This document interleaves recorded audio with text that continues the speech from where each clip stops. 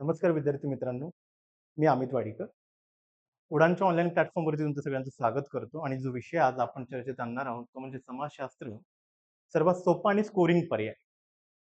खरं तर आता आपल्याला सगळ्यांना फॉर्म भरायचे आहेत आणि फॉर्म भरताना आपल्याला ऑप्शनल्स जे आहेत, ते तिथे द्यायची आहेत. त्या लिस्टमधून काही निवडायचे आहेत वैकल्पिक विषय. त्याच्यामध्ये एक जो आपला विषय आहे तो म्हणजे समाजशास्त्र. खरं समाजशास्त्र हा विषय सर्वात सोपा आणि स्कोरिंग पर्याय आहे का? आणि तो घेतला तर आपल्याला काय-काय फायदे होऊ शकतात आणि घेतल्यानंतर काय-काय काळजी घ्यावी लागते, तर सगळ्या बाबतीमध्ये आपण आज चर्चा करणार आहोत. आता सगळ्यात पहिलं काही एक गोष्टीचा आपल्याला आधार घ्यावा लागतो आणि इथे जो आधार आहे, ती माझ्यासाठी सांख्यिकी आधार आहे. सांख्यिकी आधार कशाच्या आधारावर मी म्हणतोय? हा जो आता सक्सेस रेट जी मी घेतला आहे कम्पॅरेटिव्ह एनालिसिस म्हणून, म्हणजे तुलनात्मक विश्लेषण जे मी करणार आहे, की समाजशास्त्र हा विषय आपण बाकीच्या विषयांसोबत जर कंपेअर केला, त्याची तुलना केली, तर नेमकं काय पद्धतीचा सक्सेस रेट आपल्याला मिळालेला आहे. म्हणजे हे सांख्यिकी एनालिसिस केल्यावर आपल्याला इथे लक्षात येतं. आता हा जो डेटा घेतलेला आहे, तो यू-पी-एस-सीचा आहे आणि 2023 ते 2024च्या बाबतीतला हा डेटा आहे. तर आपण बघू शकतो, की ओव्हरऑल एक इकॉनॉमिक्स विषयाचा जो सक्सेस रेट राहिलेला आहे, तो 6.9 राहिलेला आहे. सोशिओलॉजीच्या बाबतीमध्ये 9.6 आहे. त्यानंतर अँथ्रोपोलॉजी ज्याला मराठीमध्ये मानववंशशास्त्र म्हणतात, तो 9.7% राहिलेला आहे आणि पी-एस-आर जो आहे, तो 9.4% राहिलेला आहे. म्हणजे अप्रॉक्सिमेटली 10च्या पण आसपासमध्ये हे तुम्हाला दिसून येतील. म्हणजेच कुठेतरी आपण असं म्हणू शकतो, की जो सक्सेस रेट जो आहे, तो या विषयामध्ये खूप जास्त आहे. सोशो, अँथ्रो आणि पी-एस-आर बाबतीमध्ये. बाकीच्या विषयाच्यामध्ये तेवढा सक्सेस रेट नाहीये, जितका सक्सेस रेट आपल्याला 3 विषयात जाणवतो. आणि त्यातल्या त्यात मग सोशिओलॉजीच्या बाबतीत बघितलं तर 9.6% आणि कधी-कधी तो अप्रॉक्सिमेटली 10% पण राहिलेला आहे. त्यामुळे आपण एकंदरीत म्हणू शकतो, की सक्सेस रेट जो आहे, तो सोशिओलॉजीचा खूप चांगला आहे. आता समाजशास्त्र का निवडावे? प्रत्येक वैकल्पिक विषय निवडताना आपल्याला काही एक मनामध्ये कल्पना किंवा आपण त्याला म्हणू शकतो, की आपल्याला काहीतरी हायपोथेसिस पकडावं लागतं. तर आपण का एखादा विषय निवडावा? मग कोणाचा अकॅडमिक बॅकग्राऊंड जो आहे, तो त्या विषयाशी संलग्न राहिल्यामुळे पण तो निवडू शकतो. कोणी इंजिनिअर राहू शकतो, पण तरी त्याला असं वाटलं, की ह्युमॅनिटीचा जो सब्जेक्ट आहे, आपण तो निवडावा. आता ह्युमॅनिटीतला हा जो सब्जेक्ट आहे समाजशास्त्र, कोणी पण निवडू शकतो. याच्यासाठी फार टेक्निकल नॉलेजची आवश्यकता नाहीये. ठीक आहे. त्यामुळं आता आताही आपण समाजशास्त्र का निवडावे या बाबतीमध्ये एक म्हणजे पहिला जो पॅरामीटर आहे, जो ठरवला मी, तो म्हणजे एक तर संक्षिप्त आणि सोपा अभ्यासक्रम आहे. अभ्यासक्रम कळायला सोपा आहे आणि दुसरी गोष्ट तो संक्षिप्त आहे. दुसरा जो आता पॅरामीटर आहे, तो म्हणजे जनरल स्टडीज आणि निबंध पेपरमध्ये ह्याची मदत होते. निबंधाचे जर तुम्ही आजपर्यंत पेपर बघितला असाल, तुम्हाला लक्षात येते की सोशिओलॉजीच्या अभ्यासामुळे किंवा समाजशास्त्राच्या अभ्यासामुळं एक आपण निबंध लिखाण करताना आपली डेप्थ जाणून येते. आणि 90% ज्या समस्या राहतात, त्या सामाजिक समस्याशी संदर्भित असतात. त्यामुळे कुठे ना कुठे निबंध लेखन करताना प्रभावी अभ्यास झाले म्हणजे प्रभावी पद्धतीने आपण समाजशास्त्राचा अभ्यास हा इथे वापरू शकतो. जनरल स्टडीजमध्ये पण जी-एस-1 मध्ये तुम्हाला पुन्हा वेगळा अभ्यास सोसायटीसाठी करण्याची यामुळे आवश्यकता पडणार नाही आणि 2 आणि 3च्या बाबतीमध्ये पण असे जे विषय आहेत, की त्याचा थेट संपर्क जो आहे, तो समाजशास्त्राशी आहे. तर तुम्हाला तिथेही फायदा होणार आहे. त्यानंतर आता मुलाखतीत प्रभावी मदत होऊ शकते. आता फॉर एक्झाम्पल सांगतो, की समजा एखाद्या विद्यार्थ्याचा विषय जो आहे तो समाजशास्त्र आहे आणि त्याची राज्यसेवेची मुलाखत चालली आहे, असं आपण एक असं कल्पना करूयात. आणि देशपांडे सरांचं पॅनल असेल किंवा सन्माननीय वाघ सरांचं असेल, दोन्हीपैकी असं कोणी जरी जे उपलब्ध आहेत त्यांनी घेतलं समजा इंटरव्ह्यू, तर ते विचारणार, की बाबा तुझा सोशिओलॉजी का निवडला? समजा एखादा विद्यार्थी हा इंजिनिअर असताना त्यांनी समाजशास्त्र का विषय निवडला?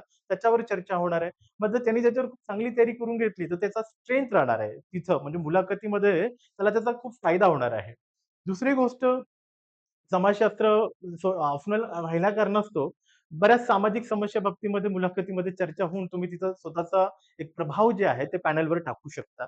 फॉर एक्झाम्पल आता बीडमध्ये जे चालू आहे, समजा आता एखाद्याची मुलाखत आत्ता लागलेली आहे आणि त्याचा ऑप्शनल सोशिओलॉजी आहे, तर ते पॅनल नक्कीच त्याला विचारणार, की समाजशास्त्रीय दृष्टिकोनातून तो बीडची सामाजिक समस्या निवारण्यासाठी काय-काय म्हणजे मार्गदर्शन करू शकतोस किंवा कशा-कशा पद्धतीनं तू त्याला गोष्टीला उकल करू शकतोस.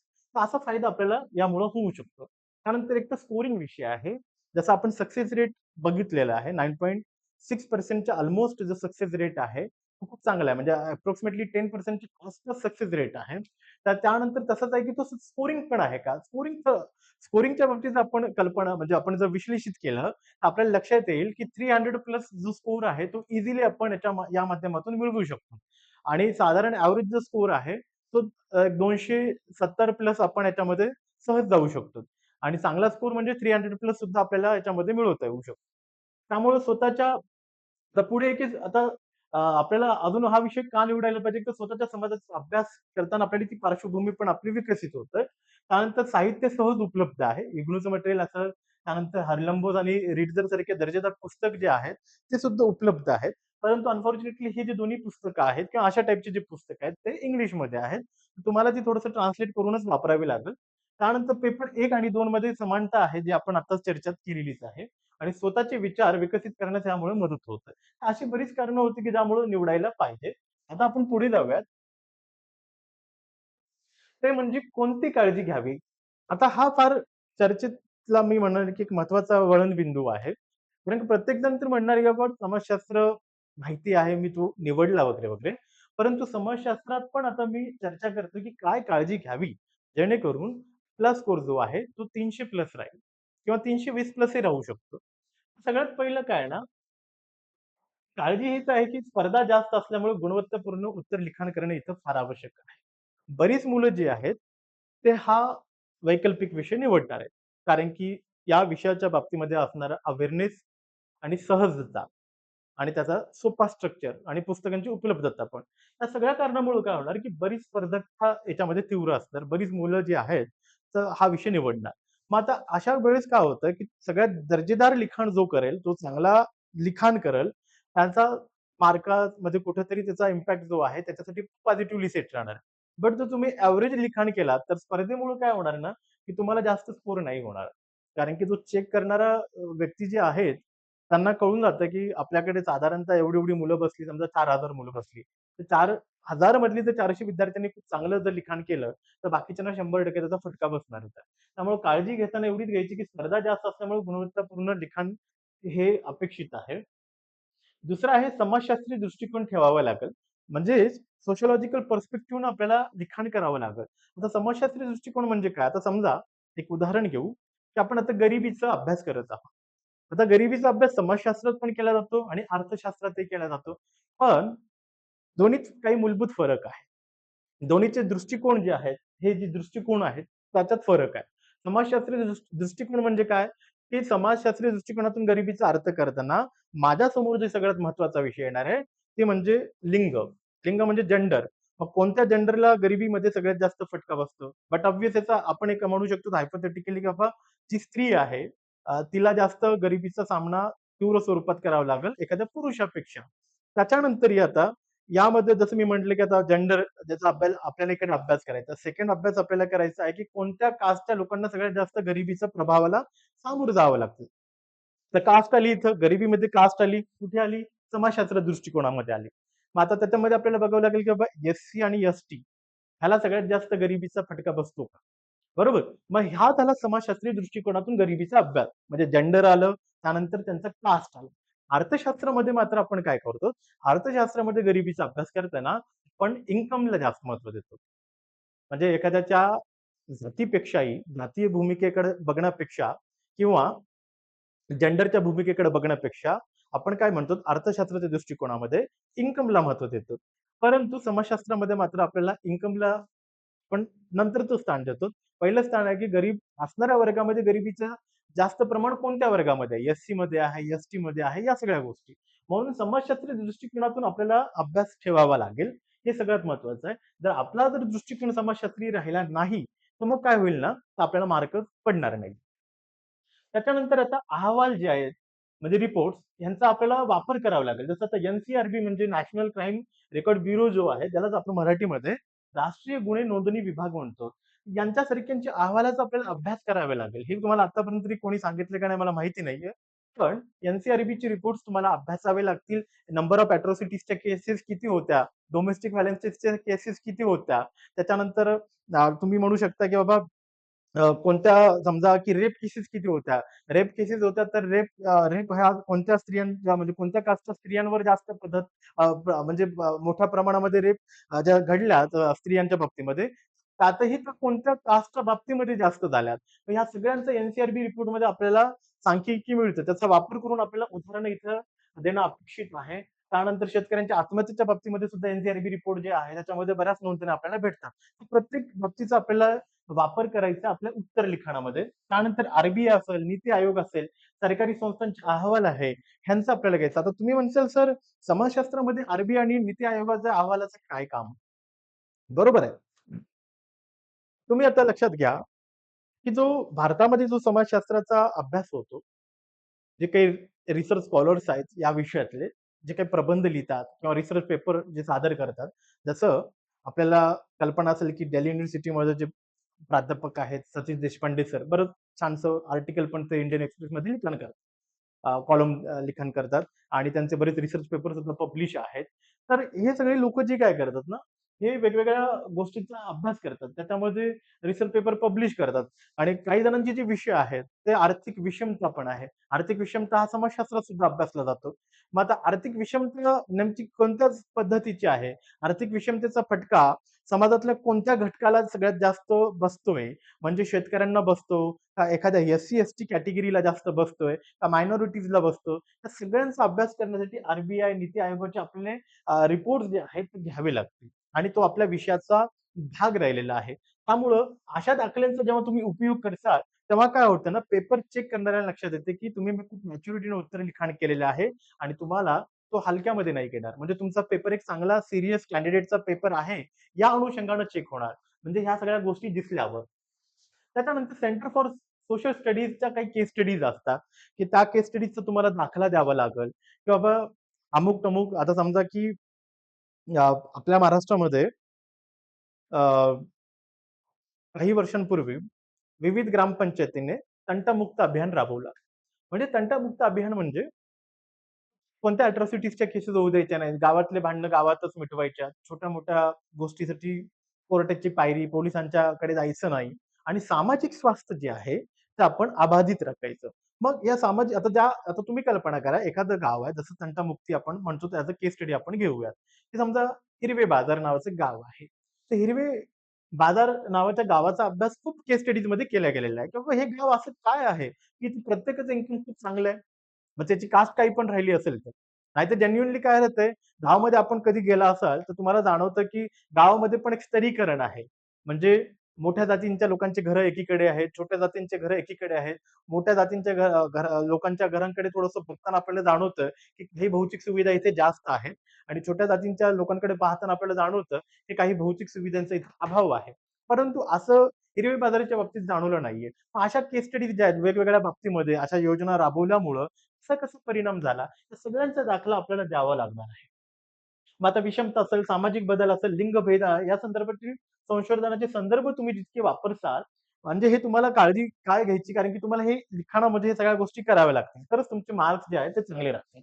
आणि उत्तर लिखाणाचे नियमित सराव करायला लागेल. दररोज काही प्रश्न तुम्हाला लिहावे लागतील. कारण की दिवसाला आपल्याला 2 पेपरला सामोरं जायचं. तर हात खूप दुखणार आणि त्याची सवय नसेल, तर मग तुम्ही 20 प्रश्नांपर्यंत तुम्ही जाऊ नाही शकत. मग एखादा प्रश्न राहून गेला, तर तुमचं भयानक म्हणजे नुकसान होणार आहे. एखादा प्रश्नाचं उत्तर आपण थोडं 19-20 दिलं तरी चालेल, परंतु 20ला 20 अटेम्प्ट आपल्याला करावं लागणार आहे, एवढं नक्की आहे. आणि महत्त्वाच्या इंग्रजी लेखकांची जी संदर्भ सूची आहे, जसं हार्लंबोज आणि हॉलबॉर्नचं जे पुस्तक आहे, जॉर्ज रिट्झरचं पुस्तक आहे, अँथोनी गिडन्सचं आहे, वीना दासचं आहे आणि इग्नोचं जे स्टडी मटेरियल आहे, हे आपल्याला वापरावं लागेल. आता हे वापरण्याचं कारणच काय आहे ना, की एक म्हणजे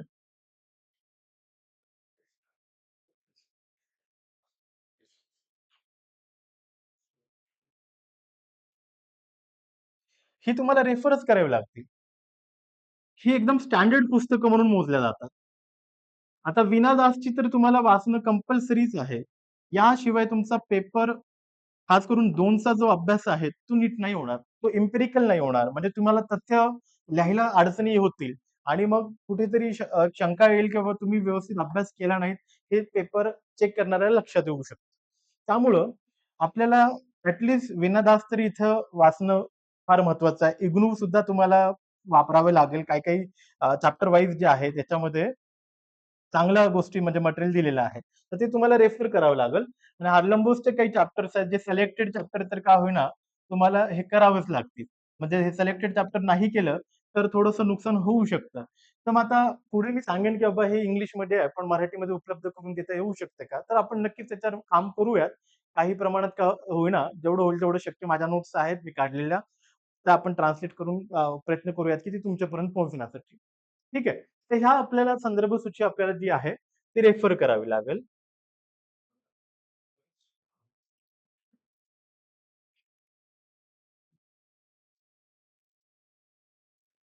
पुढे आहे, सर मी वैकल्पिक विषय म्हणून समाजशास्त्र निवडू. ठीक आहे. आता समाजशास्त्र वैकल्पिक विषय म्हणून आपल्याला एखाद्याला निवडायचा असेल, तर खरं तर इथं जो आता मी ज्यांचा उपयोग केला, हे आहेत एमिल दुर्कीम.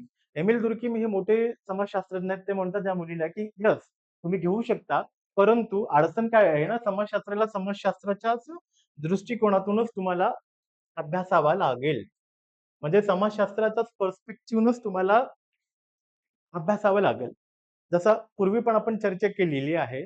समाजशास्त्राला जर आपण सामान्य ज्ञानाचा वापर करून जर सॉल्व्ह करायचा प्रयत्न केला किंवा ज्याला सहज जे नॉलेज भेटतं मार्केटमधून किंवा समाज व्यवस्थेमधून, जर आपण त्या दृष्टिकोनातून जर गेलो, तर मात्र आपलं प्रचंड नुकसान होणार आहे. आता ते कसं मी तुम्हाला पुढच्या स्लाइड्समध्ये सांगतो.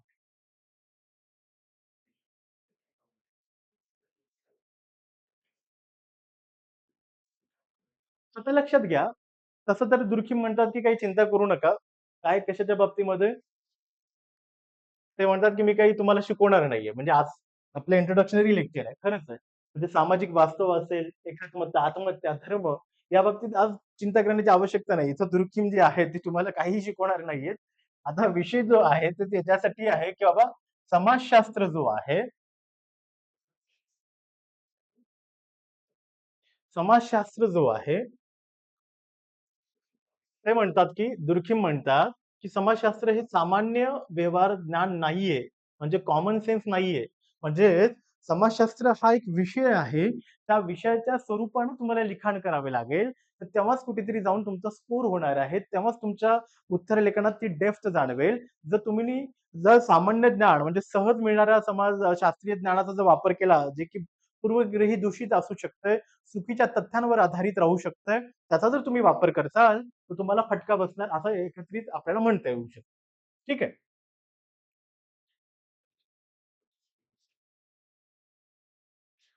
आता लक्षात घ्या, इथे हे जे व्यक्ती आहेत, ते अभ्यास करत आहेत आणि या वयामध्ये त्यांना असं वाटलं, की आपण समाजशास्त्राचा अभ्यास करावा आणि त्यांना एक प्रश्न पडला, की शेतकऱ्यांची जी आत्महत्या होतंय, शेतकऱ्यांची जी आत्महत्या जी आहे, जी होते, ते त्यांना असं वाटतंय आजोबांना, की बाबा शेतकरी हे आळशी आहेत, त्यामुळेच त्यांच्यात आत्महत्या जास्त होतात, असा त्यांना प्रश्न पडला. मुळामध्ये समाजशास्त्र असं मानत नाही. समाजशास्त्र शेतकऱ्यांच्या आत्महत्याला एक सामाजिक तथ्य म्हणून पाहतंय. ते आळशी आहेत किंवा त्यांच्यामध्ये व्यसनाधीनता आहे. म्हणून जर कोणी समाजशास्त्रीय पद्धतीनं जर कोणी म्हणजे पूर्वग्रही दूषितपणाने जर उत्तर काढत असेल, तर ते मॅच्युअर्ड नाहीये. म्हणजे त्याची उत्तरं चेक होणार नाहीयेत. कारण की त्याच्या पाठीमागे समाजशास्त्रीय दृष्टिकोन नाहीये. समाजशास्त्रीय दृष्टिकोन म्हणजे काय? की शेतकऱ्यांच्या आत्महत्याला सामाजिक तथ्याच्या बाजूने अभ्यासणे. मग आता कसं बघा, लक्षात घ्या सगळ्यामध्ये आपल्या देशामध्ये आतापर्यंत साधारणतः 1.5 लाख शेतकऱ्यांनी आत्महत्या केलेल्या आहेत. हे कोण म्हणते? एन-सी-आर-बीची रिपोर्ट म्हणते. म्हणजेच एखाद्या जागतिक युद्धामध्ये जितके लोकं दगावतात, तेवढ्या प्रमाणामध्ये आपल्याकडे शेतकऱ्यांची आत्महत्या झालेली आहे. म्हणजे ह्याचाच अर्थ, की शेतकऱ्यांची आत्महत्या जी आहे आपल्याकडे जी झालेली आहे, ती एक सामाजिक तथ्य आहे. मग सामाजिक तथ्य आहे, तर जसं दुर्खिमनच आहे, की त्याला सांगितलं होतं, की प्रमाणक शून्य पद्धतीच्या ह्या आत्महत्या आहेत. प्रमाणित शून्यमध्ये अनॉमिक सुसाईड जे दुर्कीमची जी सुसाईडची जी थेअरी आहे, त्याच्यातला हा एक प्रकार आहे. कारण की का ना, इतके लोकं जर आत्महत्या करत असतील, तर ते व्यसनाधीन असू शकत नाहीये. दुसरी गोष्ट ते आळशी असू शकत नाहीत.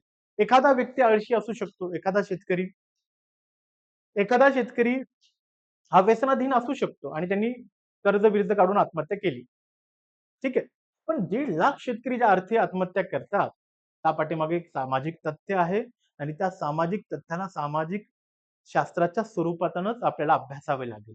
तरच कुठेतरी आपल्याला ह्याची उकल येते. आता भरपूरदा यू-पी-एस-सीमध्ये आपल्याला लक्षात येतं, की जे प्रश्न आहेत, ते आत्महत्येच्या सिद्धांताभोवती विचारले गेलेले आहेत.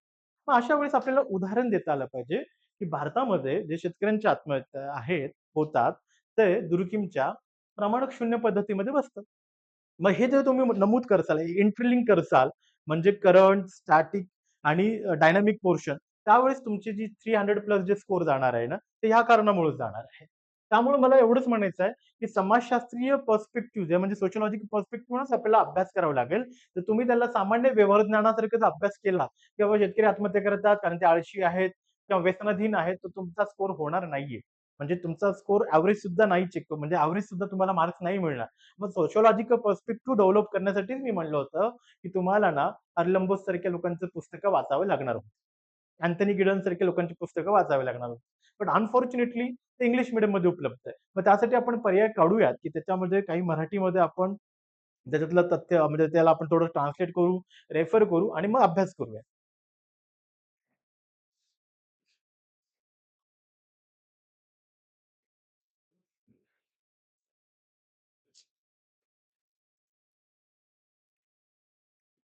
आता बघा, पुन्हा एकदा असं आहे ना, की त्याचा एवढ्या मोठ्या प्रमाणात जसं मी म्हटलं, की आत्महत्या होतात, तर हे सामाजिक तथ्याचंच लक्षण होतं. बरोबर आहे. मग आता जसं आपण बघितलं, की भारतातील जे शेतकरी आहेत, भारतातील जे शेतकरी आत्महत्या आहेत, त्याला आपण एनॉमिक सुसाईड म्हणतो. मग आता हे कशामुळे होतात? आर्थिक अनिश्चितता आहे, कर्जाचा बोजा, उत्पन्नातील अस्थिरता आहे, सामाजिक राजकीय धोरणातील अपयश आहे आणि त्यानंतर जागतिकीकरणामुळे पारंपरिक कृषी जीवनामध्ये आलेली अस्थिरता.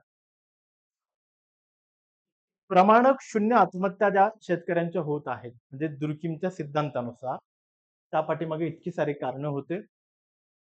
हे आपल्याला एंटरलिंक करता आलं पाहिजे. आता सामान्य किंवा सहज ज्ञान जे मिळतं, तुम्ही बघितलं असाल ना, खूप लोकं सहज विषय मांडतात. शेतकऱ्यांना काय झालं, ते काय मेहनतच करत नाहीत. त्यांना बदलच नको आहे. ते व्यसनाधीनच आहेत. परंतु सामाजिक तथ्य किंवा सोशिओलॉजी असं मानत नाही. सोशिओलॉजी त्याला एक सामाजिक तथ्य म्हणजे सोशल फॅक्टच्या दृष्टिकोनातून फक्त त्याला काही संदर्भ आणि त्याला एम्पिरिकली बघतं, की नेमकं ह्या आत्महत्या का होईल? त्या पाठीमागे आपल्याला जाणवतं 1992 पासून झालेली भारताची जी स्ट्रक्चरल चेंजेस आहेत, संरचनात्मक बदल जो झालेला आहे, त्याचा परिणाम शेतकऱ्यांवरच आहे. एकतर पूर्वी सरकार जे होतं, स्वतःच शेतीमध्ये पैसे गुंतवायचं. म्हणजे पब्लिक इन्व्हेस्टमेंट जी शेतीमध्ये सरकारची होती, 92च्या पूर्वी. परंतु तो रूल जसा-जसा आपण लिबरलायझेशन आपली इकॉनॉमी केली, उदारमतवादी दृष्टिकोनातून आपल्या इकॉनॉमीची वाटचाल झाली जशी पुढे झाली, तसं आपली जी इन्व्हेस्टमेंट आहे, पब्लिक इन्व्हेस्टमेंट जी आहे, ती शेतीमधली सरकारनं कमी केली.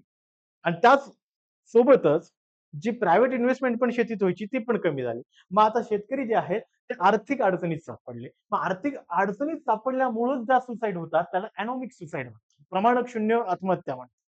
मग ह्या सगळ्या गोष्टीचा जो अभ्यास आहे तो आपल्याला करायचा आहे आणि अशा पद्धतीने आपल्याला मांडणी करायची आहे. तरच कुठेतरी जाऊन आपल्याला समाजशास्त्राचा विषय म्हणून मार्क्स मिळणार आहे. सामान्य ज्ञानासारखं जर गेलोत आपण सहज ज्ञानासारखं तर आपल्याला मार्क्स पण मिळणार नाही. तर ही एक काळजी आपल्याला घ्यायची होती, जी की मी आता तुम्हाला सांगितली, की बाबा समाजशास्त्राच्या स्वरूपातून आपल्याला अभ्यासायचं. आता पुढे जाऊयात आपण. आता इथं तुम्हाला सगळ्यांना माहित आहे, ह्या सैराट मधल्या नायक आणि नायिका आहेत आणि हे यांना विचारतंय, की यंदा जॉब लागेल का? तर हा जो आहे तो म्हणतो, की प्रयत्न तर खूप चालू आहेत, की पास होईल वगैरे, वगैरे. तर आता लक्षात घ्या, बऱ्याचदा आपण स्वतःच्या पण बाबतीमध्ये अशी कल्पना करू शकतो. आपल्या एम-पी-एस-सीच्या मुलांना, यू-पी-एस-सीच्या किंवा इतर बरेच विद्यार्थ्यांच्या बाबतीमध्ये पण ह्या समस्या दिसून येतात. बऱ्याच जणांना हा प्रश्न घरूनही विचारला जातो, की जॉब लागेल का? होईल का? बऱ्याच जणांचं लग्न पण रुकलेलं राहतं या सगळ्या गोष्टीमुळे.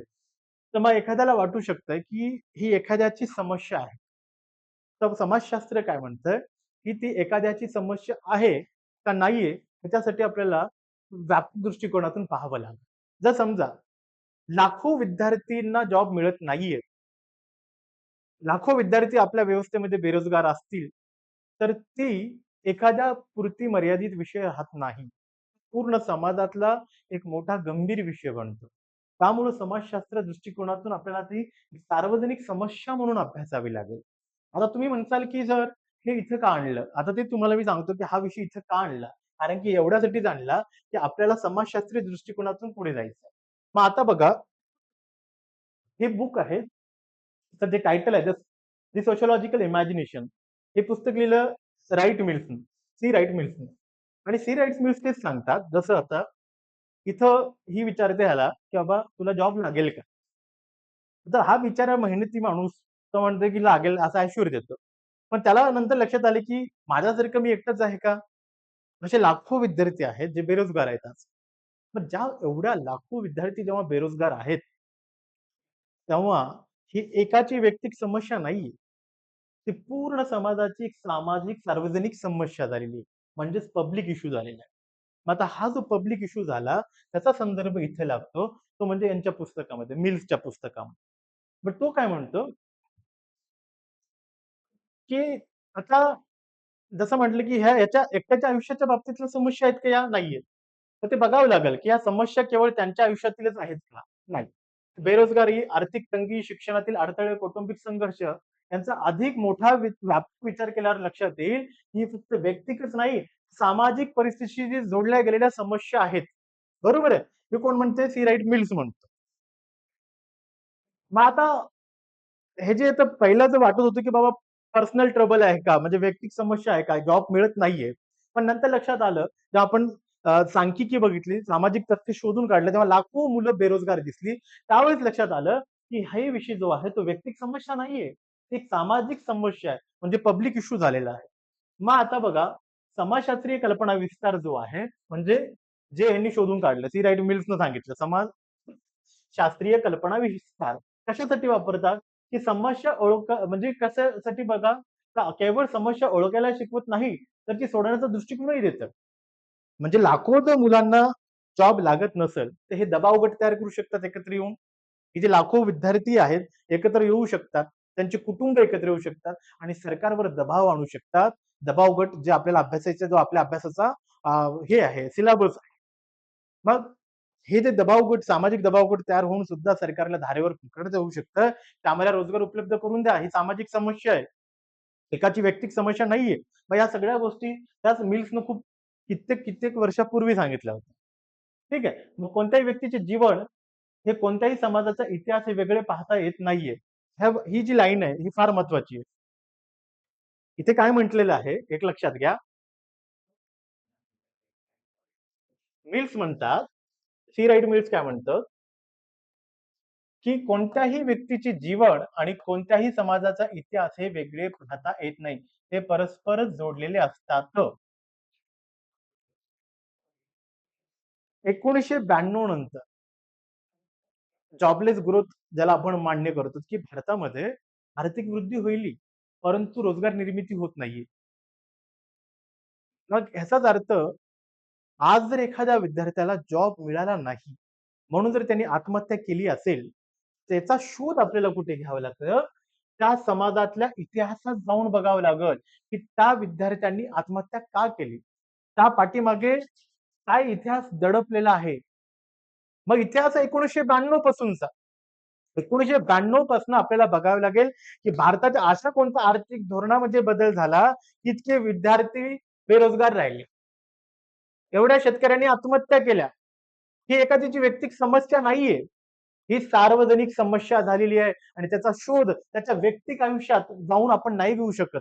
म्हणजे समजा एखाद्या शेतकऱ्यांनी आत्महत्या केली आणि चिठ्ठी लिहिली की मी या कारणामुळे आत्महत्या करत आहे, 2 मिनिटासाठी आपण असं धरूया की त्यांनी स्वतःच्या बाबतीमध्ये काहीतरी लिखाण केलं, पण ते स्वतःच्या बाबतीतलं लिखाण नाहीये, तर ते लिखाण त्या समाजातल्या इतिहासात जाऊन पाहून बघावं लागेल की गेल्या 20 वर्षात असं काय झालं की त्याला आत्महत्येची चिठ्ठी लिहून मरावं वाटलं.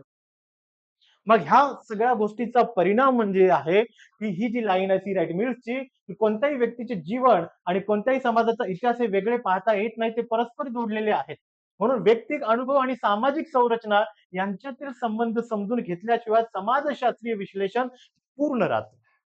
म्हणजे समाजशास्त्रीय दृष्टिकोनाचा जो अभ्यास करायचा, सोशिओलॉजिकल पर्स्पेक्टिव्हचा करायचा असेल, तर तो आपल्याला इन्क्लुसिव्हली करावा लागेल. म्हणजे आपल्या उत्तर लिखाणामध्ये सुद्धा ती व्यापकता दिसली पाहिजे. तर आपण नुसतं वरवरचा अभ्यास जर केला, सहज ज्ञान भेटतं म्हणून आपण जर अभ्यास करत असेल, तर आपल्याला मार्क्स नाही मिळणार. If you want to score 300 plus, then you should have to pursue the sociological perspective. That's what we are discussing here. आता पुढे जाऊयात. आता आता लक्षात घ्या, इथं थोडंसं अजून आपण ह्याला ब्रॉड करू. इतिहासात डोकावून बघूयात. म्हणजे हा चर्चा कोणाच्या बाबतीत चालू आहे पुन्हा एकदा तुम्हाला लक्षात यायला पाहिजे. ही चर्चा चालू आहे ह्यांच्या बाबतीत. जेव्हा ही नायिका एका नायकाला विचारते, की "तुला रोजगार कधी मिळणार?" माझे वडील विचारतात, "लग्न करायचे ना, मग जॉब कधी मिळणार?" याच्याकडे तर उत्तर नाही. यावर तुम्ही अभ्यास तर करतोय. पण आता तुम्हीच लक्षात घ्या ना, की 2.5 लाख मुलं जे साहजिक आहे एम-पी-एस-सीचा अभ्यास करायले. जागा किती निघाल्या आता? ठीक आहे, मला जास्त म्हणायचं नाही, पण तुम्ही कल्पना करा. मग आता जागा कमी आहेत, म्हणजे सगळ्यांनाच रोजगार मिळणार आहे का? नाही ना. मग यासाठी काय करावं लागणार आहे, की ही समस्या एकट्याची नाहीये. ही स्ट्रक्चरल व्यापक समस्या आहे. काहीतरी देशाच्या बाबतीमध्ये कुठेतरी संरचनात्मक गोष्टी आहेत दडलेल्या, की ज्यामुळे ह्या समस्या वाढलेल्या आहेत. मग त्या कशा आहेत? कोणाच्या आहेत? या सगळ्याच्या बाबतीमध्ये आता आपण आलेलो आहोत 1991-92 कडे. मग आता 1991-92 ला झालं की असं? एक म्हणजे एल आलं. एल लिबरलायझेशन, प्रायव्हेटायझेशन आणि ग्लोबलायझेशन धोरण आपण स्वीकारलं. याचा एकंदरीत परिणाम काय झाला, की काही लोकांना याचा फायदा झाला आणि काही लोकांना याचा तोटा झाला. एल पॉलिसी स्वीकारल्यामुळं सरकारला सरकारी हस्तक्षेप कमी करावा लागला. आता कित्येक शेतकऱ्यांनी म्हणजे जसं आपण पूर्वी अभ्यासलं ना आत्ताच्या पूर्वीच्या स्लाइड्समध्ये, की जवळपास 1.5-1 लाख शेतकऱ्यांनी आत्महत्या केल्या एनसीआरबीची रिपोर्ट. काय समस्या होत्या त्यांच्या? आर्थिक समस्या होत्या, बरोबर? अनॉमिक सुसाईड होती ती, जसं दुर्कीमच्या एक सुसाईड मधली जी येते. म्हणजे दुर्कीमने ज्या 4 सुसाईडच्या बाबतीमध्ये विश्लेषण केलं, त्यातले एक होती. म्हणजे आर्थिक कोंडी झाल्यामुळं हे सगळं झालेलं आहे. मग 1992च्या इतिहासात गेलं, समजा रामू नावाच्या शेतकऱ्याने आत्महत्या केली. मग त्याची वैयक्तिक समस्या नव्हती. आपण त्याला मांडलं सामाजिक समस्या. तर सामाजिक समस्या होती कारण रामूसारखी 1.5 लाख शेतकऱ्यांनी आत्महत्या केली. मग एवढ्या जणांचा आपल्याला सामाजिक तथ्य म्हणून अभ्यास करायचा आहे, समाजशास्त्रीय दृष्टिकोनातून करायचा, तर आपण येऊन पोहोचलो 92च्या इतिहासामध्ये. 92च्या इतिहासात आपण बघायलो, की एल पॉलिसीमुळे सरकारचा हस्तक्षेप कमी झाला. सरकार शेतकऱ्यांना कर्जमाफी देऊ शकत नाही. सरकार म्हणू शकत नाही, की आम्ही एवढं रोजगार निर्मिती आज करणार आहोत. कारण की let the market will decide. मग मार्केटमधले जे प्लेयर असतील, जे एंटिटीज असतील, ते डिसाईड करतील, की जॉब मार्केटमध्ये काय राहतील. सरकारचं म्हणणं आहे, की आम्ही हस्तक्षेप करायची भूमिका आमची कमी केलेली आहे. मग हे सगळं कधीपासून होतंय? 92 पासून. मग इतिहासात गेलोत आपण 92च्या. तिथून आपण बघतो, की बेरोजगारी समस्येचं मूळ समजून घ्यायचं. 2024च्या विद्यार्थ्यांना लागू नाही होणार. 2024चा विद्यार्थी जर समजा आजच्या घडीला एखादा आत्महत्या करत असेल, रोजगार नाहीये, तर त्याचं कारण 1991 पासून काहीतरी झालेल्या घटना होत्या. मग ह्या सगळ्याचा परिणाम म्हणजे सी राईट मिल्सचा अभ्यास होता. जो की सी राईट मिल्सने इथे सांगितलेलं आपल्याला दिसतं. सामाजिक समस्या ज्या आहेत, त्या वैयक्तिक जीवनातून डोकावता येणार नाही. त्याच्यात ऐतिहासिकताही बघावी लागेल. ठीक आहे? मग आता आपण पुढे जाऊया. आता प्रश्न यू-पी-एस-सीनंच या बाबतीत कसा विचारला? म्हणजे आता आपलं इंट्रोडक्शनच चालू आहे. बट आपल्याला बघायचे की नेमकं काय पद्धतीचे प्रश्न पण येतात. मग प्रश्न हाच विचारलाय, "The sociological imagination enables us to grasp the history and biography and the relationship between the two in a society." म्हणजे सामाजिक कल्पनाशक्ती आपल्याला इतिहास आणि आत्मचरित्र यांना समजून घेण्यास, तसेच समाजातील त्यांच्यातील संबंध उलगडण्यास सक्षम करते. तसं रामू नावाचा शेतकरी ज्यांनी आत्महत्या केली. एक कागदाची नोट लिहिली. त्या कागदाच्या नोटमध्ये त्यांनी सांगितलं, की आर्थिक कोंडीमुळे मी सुसाईड करतोय. म्हणजे इन शॉर्ट असं म्हणूयात, की ते कागद म्हणजे त्याचं आत्मचरित्र होतं. परंतु त्याच्या पाठीमागे त्याची आत्महत्या होण्यापाठीमागची जी कारणं होते, ते त्याच्या समकालीन इतिहासात दडपलेले होते. कारण की रामू सारखे असे कित्येक शेतकरी होते, ज्यांनी आत्महत्या केली. एक सामाजिक तथ्य म्हणून पुढे आलेलं होतं. म्हणून हे वाक्य जशाला तसं क्वेश्चन म्हणून आलेलं. मग ह्या गोष्टी जेव्हा तुम्हाला समजू लागतील, तेव्हा समजायचं की समाजशास्त्र हा तुमच्या हातात आलेला आहे. तर तुम्ही समाजशास्त्राचा जर अभ्यास वर करणार असाल आणि काही एक विद्यार्थ्यांनी जर अभ्यास खूप चांगला केला, ज्या समाजशास्त्राच्या संदर्भातूनच केला, त्या दृष्टिकोनातून केला, तर 100% तुम्हाला सगळ्यांना फटका बसणार. कारण की त्यांच्या उत्तराच्या लिखाणामध्ये एन-सी-आर-बीचे रिपोर्टचे दाखले आहेत, नीती आयोगाचे दाखले आहेत, काही केस स्टडीज आहेत आणि सगळ्या थेरीज व्यवस्थित केलेल्या आहेत त्यांनी. करंट डायनामिक्स त्यांनी सांभाळलेला आहे. त्यामुळे तुम्हाला ही काळजी घेऊनच हा विषय पुढे हाताळायचा आहे. स्कोरिंग तर आहेच, परंतु या सगळ्या चर्चा करणं पाठीमागे रिझनच ते होतं, की तुमचा दृष्टिकोन समाजशास्त्राचा राहिला पाहिजे. जसं म्हटलं गरिबी, आर्थिक विषमता याचा अभ्यास दोन्हीकडे होतो. म्हणजे अर्थ अर्थ इकॉनॉमिक्समध्ये पण याचा अभ्यास केला जातो, अर्थशास्त्रामध्ये पण आणि सोशिओलॉजीत. परंतु मी जेव्हा गरिबीचा अभ्यास सोशिओलॉजीच्या दृष्टिकोनातून करतो, तेव्हा मी ते ओव्हरलॅप नाही होऊ दिला पाहिजे, की तो इकॉनॉमिक्सचा म्हणून. कारण इकॉनॉमिक्समध्ये आपण काय बघितलं, गरिबीचा अभ्यास करताना इन्कमला महत्त्व दिलं. परंतु समाजशास्त्रीय दृष्टिकोनातून गरिबीचा अभ्यास करताना आपण जेंडर आणि कास्टच्या रूलला जास्त महत्त्व दिलं. तर हे जेव्हा तुम्हाला समजेल, तेव्हा समजायचं की तो विषय तुमच्या हातामध्ये लॉजिकली आलेला आहे आणि हेच करत आपल्याला तो विषय पुढे न्यायचा आहे. आता समाजशास्त्राच्या बाबतीतला जो सिलेबस आहे आयोगाचा दिलेला, आपण त्याच्यावर फक्त एक ढोबळ नजर टाकू. सगळ्यात पहिलं काय, सिलेबस छोटा आहे आणि सोपा जसं आपण सुरुवातीलाच म्हटलेलं ते त्यानुसारच आहे. आता समाजशास्त्र एक ज्ञानशाखा. ज्ञानशाखा म्हणजे कधी बाबा एक सायन्स म्हणून त्याला आपण कधीपासून बघायला लागलो. जसं आपण जर विचार केला तर समाजशास्त्राचा इतिहास जुना आहे, परंतु ज्ञानशाखा म्हणून तो आता खूप नवीन आहे, असं म्हटलं जातं. पण ज्ञानशाखा आपण जे बघितलं तर 18व्या शतकामध्ये समाजशास्त्र एक ज्ञानशाखा म्हणून पुढे यायला लागली होती. त्यातही ऑगस्ट कॉमच्या कामापासून म्हणजे ऑगस्ट कॉमने जे पॉझिटिव्हिझम प्रत्यक्षवाद जे आणला त्याच्यापासूनच आपण ते एक समाजशास्त्र एक सिरियस विषय म्हणून बघायला लागलो, गांभीर्यानं घ्यायला लागलो. तर त्या बाबतीमध्ये हा चॅप्टर आहे. त्याच्यानंतर आहे समाजशास्त्र एक विज्ञान. एखादं शास्त्र जे आहे त्याला विज्ञान म्हणण्यासाठी काही एक आपल्याला त्याच्या अभ्यास पद्धती मांडाव्या लागतात. समजा अर्थशास्त्र एक शास्त्र आहे जसं म्हणतो आपण विज्ञान आहे. तर त्याच्या पाठीमागे काही अभ्यासाच्या पद्धती होत्या. त्यामुळेच आपण त्याला ते अर्थशास्त्र म्हणून ओळखतो. मानववंशशास्त्र, अँथ्रोपॉलॉजी मला एक किस्सा आठवतो की पॉंडिचेरीला मी होतो काही वर्षांपूर्वी आणि काही माझे मित्र जे आहेत ते अंदमानला जाऊन अभ्यास म्हणजे ते तिथल्या ट्राइब्सचा अभ्यास करायचे. तर ते सगळे लोक इथनोग्राफी नावाची एक मेथड वापरायचे. जे आपल्याला सोशिओलॉजीत पण करायची आहे, अभ्यासाची आहे. तर ही जी इथनोग्राफी आहे, ती कोणाची ओळख आहे? अँथ्रोपॉलॉजीची आहे, मानववंशशास्त्राची आहे. तीच याच्यात पण आपण वापरतो. त्यानंतर बोलू आपण. ठीक आहे. मग हे जे अभ्यास पद्धती आहेत का त्या विषयाच्या, तरच आपण त्याला काय म्हणतो, की एक विज्ञान आहे. तो एक त्या विषयाला एक शास्त्र म्हणून आपण बघतो. मग असे कोणकोणते गोष्टी आहेत, की समाजशास्त्राला समाजशास्त्र म्हणून ते दर्जा देण्यात आला. त्या दर्जा देण्यासाठी कोणत्या अभ्यास पद्धती होते? जसं अँथ्रोपॉलॉजी म्हणलं, की इथनोग्राफी वगैरे असं कॉन्ट्रिब्युशन राहिलेलं आहे. मग यांच्या बाबतीत काय राहिलेलं आहे, हे आपल्याला अभ्यासायचं. ठीक आहे. मग आता संशोधनाच्या पद्धती वगैरे आहेत. आणि आता समाजशास्त्रीय विचारवंत ज्याच्यामध्ये कार्ल मार्क्स आहे, दुर्खीम आहे, मॅक्स वेबर आहे, टाल्कोट पार्सन आहे, रॉबर्ट टी मर्टन आणि मीड आहे. एवढेच दिले. परंतु आपल्याला अजून काही अभ्यासावे लागतील, ज्याचा इथं प्रत्यक्ष उल्लेख नाहीये. तो प्रत्यक्ष आपल्याला डिकोड करताना मी सांगेन की नेमकं कोणते करायचे. परंतु सगळ्यात मेजर जे आहेत ते हेच. त्यामुळे जर बघितलं तर नावही तशी लिमिटेड आहे. त्यातला तर एक तर आपण आत्ताच अभ्यासला थोडाफार अॅनोमिक सुसाईडच्या बाबतीमध्ये, प्रमाणक शून्य आत्महत्येच्या बाबतीमध्ये दुर्कीमचा अभ्यास आपण केला थोडासा. ठीक आहे. आता त्याच्यानंतर आहे स्तरीकरण आणि गतिशीलता. स्तरीकरण म्हणजे काय नाही असे खूप आहे. जसं सगळ्यात पहिलं ब्राह्मण, नंतर क्षत्रिय, वैश्य आणि शूद्र. बरोबर? हे त्याला स्तरीकरण म्हणजे असे टप्पे करणे किंवा त्याचं एकेकाली आपण ज्याला म्हणतो की अ, रचना केली म्हणजे स्तरीकरण डिव्हिजन केलं. तर ह्याचा आपल्याला अभ्यास करायचा. मग आता जात जी आहे, जात नावाची जी कास्ट आहे, ते बंदिस्त वर्ग आहे. म्हणजे त्याची मोबिलिटी काय आहे? 0 आहे. मग आता ही जी मोबिलिटी म्हणजे गतिशीलता नाहीये ना, कारण की आपण त्याला कास्टला डिव्हाईड करून घेतलेलं आहे. मग आता ती गतिशीलता नाहीये म्हणजे नेमकं काय आहे? कशाला शीलता म्हणतो? मग अपवर्ड म्हणजे काय आहे? डाउनवर्ड म्हणजे काय? ह्या सगळ्या गोष्टी आपण नंतर या डिटेलमध्ये या चॅप्टरमध्ये पाहणार आहोत.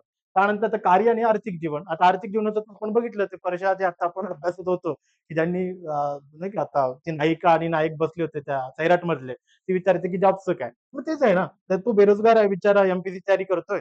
त्यामुळे मग आता ते आर्थिक जीवन त्याचं काय चालू आहे, त्याचा परिणाम काय होतो हे सगळं आपल्याला इथं अभ्यासायचं आहे. त्यामुळे तुम्हाला ते खूप लवकर समजून येईल. ठीक आहे. आता राजकारण आणि समाजात राजकारणी आणि समाजामध्ये आता हे थोडं पॉवर वगैरे या गोष्टी जातात. शक्ती, ताकद. आता जसं की दुर्कीम जो आहे ना, एमिल दुर्कीमचा आपण उल्लेख केला. दुर्कीम म्हणतो, "सामाजिक मूल्य प्रस्थापित करण्यासाठी शिक्षण व्यवस्था महत्त्वाची आहे." बरोबर आहे. शाळेतलं उदाहरण तुम्हाला आठवत असेल तुमच्या सगळ्यांच्या. तुमच्या शाळेत तर खरा तो एकचा धर्म, जगाला प्रेम अर्पावे असं ते सकाळी व्हायचं सुरू. तिथून प्रार्थना वगैरे म्हणजे ते मूल्यसंस्कार व्हायचे. असं कोण म्हणलं तसं दुर्कीम म्हणलं ना, की सामाजिक मूल्य प्रस्थापित करण्यासाठी शिक्षण महत्त्वाचं आहे. परंतु जसं मी कॉलेजला गेलो तेव्हा मला थोडं उलटं कळलं.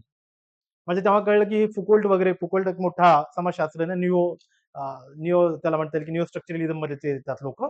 तर मिशेल फुकोनं सांगितलं की नाही, असं नाहीये. शिक्षण हे तुमच्यावर नियंत्रण ठेवण्याचं माध्यम. म्हणजे कोणती तरी एक व्यवस्था आहे, ज्याला आपले विचार जे आहेत, ती तुमच्यावर थोपवायची आहेत, म्हणून तुम्ही शिक्षण म्हणता. म्हणजे त्याला इन्स्टिट्यूशनलला त्यांनी त्या अप्रोचनं बघितलं. मग हे वेगवेगळे अप्रोचेस आपल्याला अभ्यासायचे आहेत. पण ते नंतर बघूयात, की हे अप्रोचेस असे काय? मग आता हे सगळे अशी बरीच लोक येतात. त्याच्यात पुन्हा मिल्स पण येतो. मिल्स जे आता आपण अभ्यासलं ना सोशल इमॅजिनेशनमध्ये, आता आपण ज्यात इथं त्या पॉवरच्या सिद्धांतामध्ये जातो. मग पुढे धर्म समाज आहे आणि नंतर आधुनिक समाजातील सामाजिक बदल वगैरे. ठीक आहे. तर असं आपण नंतर डिकोड करूयात. पुढे जाऊयात. आता काही अजून गोष्टी आपल्याला बघायच्या आहेत, की हा विषय का सोप्पा आहे? आणि आपण रिलेट करू शकतो. तर आपण स्वतःला त्या जागी ठेवून बघू शकतो. आता काही दिवसांपूर्वी आपण बघितलं, तर हे आहेत इन्फोसिसचे फाउंडर नारायण मूर्ती. काय म्हणतात ते बिचारे नारायण मूर्ती? की 70 तास काम करणं आवश्यक आहे. ते म्हणतात की Infosys founder Narayan Murthy says young IT worker should work 70 hours a week a new work culture is needed. म्हणजे 70 तास काय म्हणतो ते लोक म्हणतात की म्हणजे फाउंडर म्हणतो की माझ्या आयटी इंजिनियरला काम करावं लागेल. तर मग 70 तास जर काम करणार असेल, त्याचं कसं दृष्टिकोनातून आपल्याला विचार करावा लागेल. कार्ल मार्क्स म्हणतो 70 तास म्हणजे एक प्रकारचं शोषण आहे. बरोबर आहे. मार्क्सचे जे सिद्धांत जे आपल्याला अभ्यासायचे आहेत, म्हणजे आता फॉर एक्झाम्पल आपल्या सिलेबसमध्ये तुम्हाला लक्षात येईल कार्ल मार्क्सच्या बाबतीत काय दिलं ऐतिहासिक भौतिकवाद, उत्पादनाच्या पद्धती, परात्मीकरण म्हणजे एलिनेशन आणि वर्ग संघर्ष. मग आता इथे हे जे मूर्ती म्हणाले म्हणजे नारायण मूर्ती म्हणले 70 तास काम करा. कार्ल मार्क्स म्हणतो एक प्रकारचं शोषण होईल. मग आता लक्षात घ्या आयएलओ जे आहे इंटरनॅशनल लेबर ऑर्गनायझेशनची रिपोर्ट आहे त्याच्यामध्ये काय दाखले दिले 48 ते 50 तास अन्य जगामध्ये काम केलं जातं. चीनमध्ये 50 ते 55 तास, अमेरिकेमध्ये 40 ते 45 तास आणि जर्मनीत 35 ते 40 तास काम केलं. मग 70 तास काम करणं म्हणजे नेमकं काय? आर्थिक शोषणाच्या दृष्टिकोनातून बघायचं का वर्किंग कल्चरच्या बघायचं? वर्किंग कल्चरचं बघायचं. तर आयएलओ म्हणते की वर्किंग कल्चर अमेरिकेमध्ये जे की तुमच्यापेक्षा विकसित राष्ट्र आहे, तुम्ही तर विकसनशील राष्ट्र आहात. मग त्यांचं का वेगळं होतं? अमेरिकेची अर्थव्यवस्था तर आपल्या 4 पट 5 पट मोठी आहे. मग तिथं लोकांना 70 तास काम का करावं वाटत नाही ना? पेमेंटही जास्त पुन्हा. सोशल सिक्युरिटीज पण आहे. सामाजिक सुरक्षा त्यांना इन्व्हॉल्व म्हणजे इन्शुरन्स वगैरे सगळं भेटतं. तर मग असं काय? मग आता स्त्रियांना समजा आपण कल्पना करू, एक आयटी इंजिनियर आहे, तिला नारायण मूर्ती म्हटली, तुला काम 70 तासाचं करावं लागेल. तर ती समस्या काय? समस्या आहे की तिला घरातील जबाबदाऱ्या सांभाळाव्या लागतील, तिला व्यावसायिक जबाबदाऱ्या सांभाळाव्या लागतील आणि स्त्री म्हणल्यानंतर तिच्या 2 भूमिका आहेत. एक घरची भूमिका आणि व्यावसायिक भूमिका, बरोबर? तर सगळ्या भूमिका वगैरे आपल्याला नंतर अभ्यासायच्या समाजशास्त्रामध्ये. मग तिला मानसिक आणि शारीरिक थकवा जाणवेल आणि ती बिमार पडू शकते. तिच्या सामाजिक समस्या वाढू शकतात. पुरुषांसाठी पण आहे, एकतर मोठमोठ्या शहरातच असे जॉब्स आहेत. ट्रॉफिक वगैरे या सगळ्या समस्या आहेत आणि प्रवासाचा वेळ, उच्च दडपण, कौटुंबिक जबाबदाऱ्या त्या सगळ्यामुळे त्यांच्याही दडपण वाढू शकतं. मग आता आपल्याला म्हणायचं काय? म्हणायचं हे आहे, की समाजशास्त्राचा अभ्यास करताना आपल्याला एवढ्या मोठ्या व्यापक दृष्टिकोनातून अभ्यास करावा लागेल. म्हणजे मूर्तीच्या एका उदाहरणावर सुद्धा प्रश्न येऊ शकतो, की ते प्राथमिकरणाकडे जाते का? प्राथमिकरण म्हणजे एलिनेशन जे मी बोलतोय नेमका त्याचा अर्थ काय? आता अधिक तास, जास्त उत्पादन, जास्त नफा हे नारायण मूर्तीला फायदा होईल. बरोबर? परंतु त्या एक्स नावाच्या व्यक्तीला किंवा एक्स नावाची जी स्त्री असेल, पुरुष असेल, त्याला मात्र सतत एवढ्या दडपणामध्ये काम करून, तेच काम करून, एकसारखंच काम करून एका दिवशी त्याला वाटणार, की त्याचं परात्मीकरण झालं. म्हणजे त्याला वेगळे परकेपणा वाटणार. त्याला आपुलकी नाही वाटणार. समजा मी Infosysमध्ये काम करतोय ॲज अ आयटी इंजिनिअर. मला ना माझ्या मनानुसार जर कोड डेव्हलप करू दिला नाही. एकतर माझ्यावर खूप प्रचंड दबाव आणला, की तुला 70 तास आठवड्याला काम करायचंय. एवढं करूनही माझी सर्जनशीलता म्हणजे क्रिएटिव्हिटी जर तिथं नाही टिकली आणि तेच रोबोटिक काम करून एक लेव्हलला जाऊन मला काय होणार आहे, की मला स्वतःला परकेपणा वाटणार. बरोबर? मग परकेपणाला आपण एलिनेशन म्हणतो. म्हणजे कामगाराला स्वतःच्या श्रमाशीच ओळख राहत नाही. मग त्याला असं नकोच वाटायला लागतं. मग त्याचे दुष्परिणाम जे आहेत, तेच आपल्याला अभ्यासायचे आहेत. आणि ते कुठे दिलेलं आहे? ते आपल्या सिलेबसमध्ये दिलेलं आहे. तर फॉर एक्झाम्पल इथेच आता जसं कार्ल मार्क्स म्हणलं परात्मीकरण थोडंफार तुमच्या डोक्यात आता प्रकाश पडला असेल, की आपल्याला कशी इंटिग्रेटेड करायचंय. म्हणजे करंट, हे थेरी एकत्र करून कसं आपलं इन्क्लुझिव्ह अप्रोच वाढवायचं आहे, की जेणेकरून आपल्याला 320 प्लस मार्क या माध्यमातून मिळवता येतील. आता दुसरं उदाहरण समजून घेऊयात. आता हे आहे रेफरन्स ग्रुप थेरी फॅशनच्या बाबतीत संदर्भ समूह. आता संदर्भ समूह तुम्हाला लक्षात येईल याच्यावर एक क्वेश्चन पण आहे ना UPSCचा. समाजातील फॅशन समजून घेण्यासाठी संदर्भ समूह सिद्धांताचा उपयोग कसा करता येईल. ते सलमान खानचं जे बरेच जण ते हातामध्ये ते घालतात दाखवतात ना. बरोबर आहे. तर त्याचा संदर्भ समूह असाच आहे का फॅशनचा? बरोबर आहे. काही लोकं ते जीन्स पॅन्टला वगैरे म्हणजे ह्याच्यासारखंच ना, हे सगळं काय ते करतात. तर ह्याचा संदर्भ समूह काय? म्हणजे त्याला खरंच माहीत होतं का पहिलं, की हे हातामध्ये असं ब्रासलेट वगैरे किंवा ते असं जीन्स काढून घ्यायची? नाही ना. सुरुवातीला त्याला कुठं माहीत होतं ना. त्याने पण कुठल्यातरी हॉलिवूड, बॉलिवूडच्या पिक्चरमध्ये हे बघितलं असणार. म्हणजे संदर्भ घेतला ना, तिथून त्यांनी संदर्भ उचलला. बरोबर आहे. मग तो म्हणजे झाला हा प्रश्न, जो यू-पी-एस-सीचा प्रश्न 20चा काय म्हणतोय, समाजातील फॅशन समजून घेण्यासाठी संदर्भ समूह सिद्धांताचा उपयोग काय आहे? मग आता हा हा नेमकं सिलेबसमध्ये पण दिलाय का तसा? तर सिलेबसमध्ये दिला का? तर येस. तुम्हाला दिसेल इथं संदर्भ समूह. हे इथं दिसतंय. रॉबर्ट के. मर्टन संदर्भ समूह. मग आता आपण हे बघूया, की मर्टनच्या बाबतीमधला जो सिद्धांत आहे जसं तर सुरुवातीला आपण कार्ल मार्क्सचं बघितलं. काय बघितलं? परात्मीकरण बघितलं. बरोबर आहे. ते नारायण मूर्तीचं उदाहरणासोबत. आता आपण बघतोय काय? मर्टनच्या बाबतीमध्ये. मर्टनचं एक काम बघतोय आपण, ते म्हणजे संदर्भ समूह. ते सलमान खानवाला, तेरे नामवाला. बरोबर आहे. तो म्हणजे संदर्भ समूह. मग आता आपण पुढे जाऊया. मग आता हे रेफरन्स ग्रुपकडे पुन्हा येतो वापस मी. मग आता काय आहे ना, की आता ह्याला थोडं डिटेलमध्ये ना, हे शिकवताना तर शिकू आपण, पण तरी पण कसं, काही आता बघा, की आता हे आपल्याला उत्तर काढायचं. म्हणजे काय काढायचं? समाजातील फॅशन समजून घेण्यासाठी संदर्भ समूह सिद्धांताचा उपयोग कसा? मग त्याच्यातला जो पहिला आहे तो म्हणजे आकांक्षित समूह. आकांक्षित समूह म्हणजे मी माझी फॅशन आता समजा तुम्ही कॉलेजमध्ये आहात आणि तुम्हाला प्रोफेसर आवडतात आणि तुम्ही स्टुडंट आहे. मग तुम्ही काय विचार करता, की बाबा आपणही नेट सेट क्लिअर करावं, पी वगैरे करावं असं यांच्यासारखं 1.5-2 लाख पेमेंट घेणारे प्रोफेसर बनावं. प्रोफेसर लोक कसे टापटीप राहतात. त्यांचं ते गेटअप, फॉर्मल ड्रेस वगैरे कोड. मग तुम्हाला ते संदर्भ म्हणून तुम्ही सुरुवातीपासूनच कॉपी करायला लागतात. कारण की तुमच्या ज्या आहेत ना, त्या आकांक्षा म्हणजे ॲस्पिरेशन जे आहे, ते ग्रुप बनलेले आहे. बरोबर आहे. त्यामुळे आपण तसं फॉलो करतो. आता जे-एन-यूच्या बाबतीतला बरेचदा आहे ना, जे-एन-यू तुम्हाला माहीत असेल विद्यापीठ सगळे माझ्यासारखी ती दाढी वगैरे ठेवतात ते पोरं. तर मग असं काय आहे? जे-एन-यू मध्ये असं संदर्भ समूह कोणतं होतं, की दाढी वगैरे ठेवत होते. जे-एन-यू म्हणजे थोडं लेफ्टिस्ट ओरिएंटेशनची ज्याच्यावर पार्श्वभूमी राहिलेली. कदाचित कार्ल मार्क्सला संदर्भित मानल्यामुळं पण त्यांना तसं ठेवावसं वाटलं असेल. ठीक आहे, असेल रिझन. ठीक आहे. तर मग हे झालं, एक काहीतरी आपण ॲस्पिरेशनल ग्रुप ठेवतो किंवा आकांक्षित समूह डोळ्यासमोर ठेवतो आणि ती फॅशन आपण कॉपी करतो. दुसरं आहे तुलनात्मक समूह. तुलनात्मक समूह म्हणजे काय? आता आपण जर ग्रामीण भागात गेलो, तर तिथं थोडी वेगळी फॅशन असणार आणि शहरी भागात गेलो, तर ती वेगळी राहणार. हे मात्र आपल्याला उत्तरामध्ये लिहायचं होतं. ठीक आहे, म्हणजे कम्पॅरेटिव्ह रेफरन्स ग्रुप आहे. आता निगेटिव्ह रेफरन्स ग्रुप पण आहेत. नकारात्मक संदर्भ म्हणजे काय ना, ते ठराविक फॅशन ट्रेंड टाळतात. कारण की ते एखाद्या अशा गटाशी संबंधित असतो, ज्याच्याशी तो स्वतःला जोडू इच्छित नाही. आता जसं की हिंदू, भगवा हे सिम्बॉल झालेलं आहे त्याच्यात. बरोबर? पण हिरवा जे कोड आहे, म्हणजे हिरवा ड्रेस जो आहे, तो मायनॉरिटी मुस्लिमचा आहे. त्यामुळे भरपूरदा थोडंसं सामाजिक वास्तव आहे, हे दाखवलं जातं, की आम्ही हे ड्रेस नाही घालणार, ह्या रंगाचं नकोय. किंवा भरपूरदा जातीनुसार पण तुम्हाला हे दिसून येईल. जे नकारात्मक संदर्भ समूह. मग ह्या सगळ्या पद्धतीचा आपल्याला अभ्यास इथे जे आहे, ते करायचं आहे. मग आता आपण जाऊयात, की बाबा उत्तर लिखाण कसं करावं? तर 320 प्लस मार्क्स जे आहेत मला ते मिळवता येतील. सगळ्यात पहिलं आहे, एक म्हणजे क्रायटेरिया ज्याच्यात आपण ठरलंय, की डिमांड जी आहे क्वेश्चनची नेमकं प्रश्न काय विचारला? प्रश्न संदर्भ जसं आता मी दाखवलं ना पहिलं, की ते फॅशन वगैरे संदर्भ समूह. मग तेच विचारलं, तर त्याचं सगळ्यात पहिलं कळलं पाहिजे, की ते प्रश्न काय? त्यानंतर कळलं पाहिजे, की ह्याच्यासाठी काही स्कॉलरली व्ह्यू इन्क्लुडेड करता येतील का? म्हणजे आता तर आपलं पहिली चर्चा आहे. आज तर आपण फक्त समाजशास्त्र का निवडावं याच्यात थोडं पुढे गेलोत. परंतु आपला हा पहिला लेक्चर आहे किंवा पहिली तोंड ओळख आहे समाजशास्त्र विषयाच्या बाबतीत. मग आता संदर्भ समूहाच्या बाबतीत पण बऱ्याच स्कॉलरली म्हणजे लिखाण झालेलं आहे. त्याला म्हणता येईल की व्ह्यूज आहे. मग ते एकदमच कन्क्लूड आपण नाही करू शकत ना, की 3-4 उदाहरणावरूनच. मग ते त्याच्यासाठी आपल्याला स्कॉलरली व्ह्यू पण बघावे लागतील. त्यानंतर कॉन्टेक्स्ट स्कॉलर थीमची की बाबा त्याचा बॅकग्राऊंड काय आहे, की ही रेफरन्स ग्रुप कशी काय निर्माण झाली? ही सिद्धांत मर्टननं का लिहिलं? असं सगळ्या गोष्टी.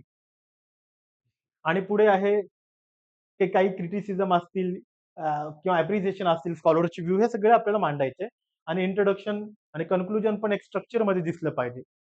नाहीतर मध्येच काहीतरी तुटक-तुटक ठिकाण दिलं, तर चेक करणाऱ्याला कळून जाईल, की थोडंसं काहीतरी ज्याला म्हणता येईल की तुमचा संदर्भ चुकला किंवा तुम्ही उत्तरामध्ये चुका केल्या.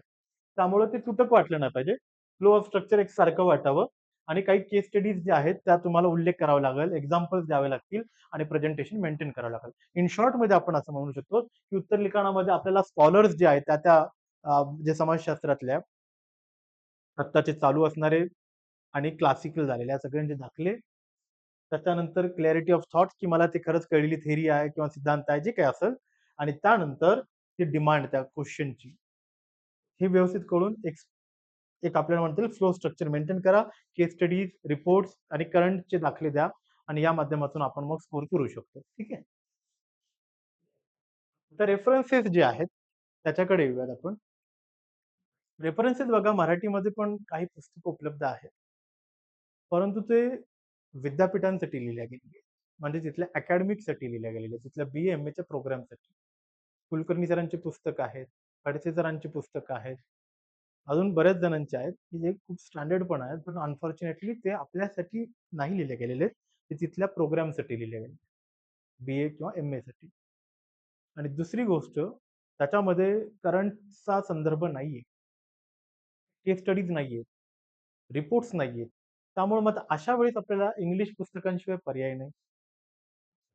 आता तुमच्यातली बरेच जणांची अडचण असेल, की सर इंग्लिश तर येत नाहीये आता. अजून आता तर कम्फर्टेबल मराठीसाठीच आहोत. मग काय करताय? आपण चर्चा करू. पण सध्या तरी त्यांना थोडीफार इंग्लिश येते. त्यांनी काय करायला पाहिजे? तर ही 2 पुस्तकं मला एसेन्शियल सोशिओलॉजी आवडले. झंकार आणि सांगवानचं जे पुस्तक आहे ते नितीन सरचं, ते तुम्ही घ्यावं. त्यानंतर मास्टर ऑफ सोशिओलॉजिकल थॉट जे आहे कुझरचं ते पण तुम्ही घ्यायला पाहिजे विकत. त्यानंतर हार्लंबर्स आणि हॉलबॉर्नचं जे पुस्तक आहे सोशिओलॉजी थीम अँड पर्स्पेक्टिव्ह हे पण तुम्ही वाचायला पाहिजे. आणि हँडबुक ऑफ इंडियन सोसायटी जे आहे विना दासचं ते पुस्तक तुम्ही रेफर कंपल्सरी करायलाच पाहिजे. त्याशिवाय पेपर 2 जे आहे तो तुमचा निघणार नाही. आणि अँथनी गिडेंगचं सगळ्यात शेवटचं आहे सोशिओलॉजी नावाचं पुस्तक. आयदर आता तुम्ही एक करू शकता, की एकतर हार्लंबर्सचं पुस्तक किंवा अँथनी गिडन्सचं पुस्तक या दोन्हीपैकी एक रेफर करू शकता. That's on your choice. ठीक आहे. आणि आता शेवटी वन स्टॉप सोल्युशन आपले क्लास नोट्स नक्कीच राहतील. परंतु त्याच्यावर काम चालू आहे. आता सध्या अडचण काय आहे ना, तर आपण बेसिक फंडामेंटल्सवर काम करतो, जो की एन-सी-ई-आर-टीच्या बेस ऑन आहे. तुम्ही 11वी-12वीची एन-सी-ई-आर-टी वाचणं फार-फार आवश्यक आहे. पण त्याच्यामध्येच आपण काय केलं ना, की थोडं व्हॅल्यू एडिशन केलं. म्हणजे 11th आणि 12thच्या ह्याला व्हॅल्यू एडेड करून आपण नोट्स बनवतो, ज्याच्यावर आता सध्या वर्क चालू आहे. आणि त्याच्यानंतर आपल्या क्लासच्या सिलेबस टू द सिलेबसच्या पण नोट्स असतील. अशा दोन्ही नोट्स तुम्हाला प्रोव्हाईड होतील. आता तुम्ही म्हणताल, की सर एन-सी-ई-आर-टीचा रोल आला किंवा तुम्ही स्वतः एन-सी-ई-आर-टीला व्हॅल्यू एडेड करता, ते का? तर पुन्हा एकदा थोडं सिलेबसकडे जाऊया. सिलेबसमध्ये तुम्ही लक्षात घ्या, कुठंच तुम्हाला संस्कृती शब्द भेटणार नाही, कल्चर. मग आता कल्चरवर तर प्रश्न विचारलेले आहेत ना, ज्याला डिकोड म्हणतो. मी म्हणलं ना तुम्हाला नंतर डिकोड करूयात आपण. तर तुम्हाला हा शब्द नाही भेटणार. मग आता तसंच त्याच अडचणी आहेत ना, की संस्था म्हणजे काय? संस्कृती म्हणजे काय? स्तरीकरण म्हणजे आपलं सॉरी ज्याला सोशल इंटरॅक्शन म्हणजे काय? किंवा भूमिका म्हणजे काय? या सगळ्या ज्या गोष्टी आहेत ना, त्या बेसिक इथे नाहीयेत. कारण आपला जो सिलेबस टू द सिलेबस वेगळा आहे आणि त्यासाठी मग ते समजून घेण्यासाठी आपल्याला बॅकग्राऊंड जे लागणार आहे ते बेसिकचं लागणार आहे.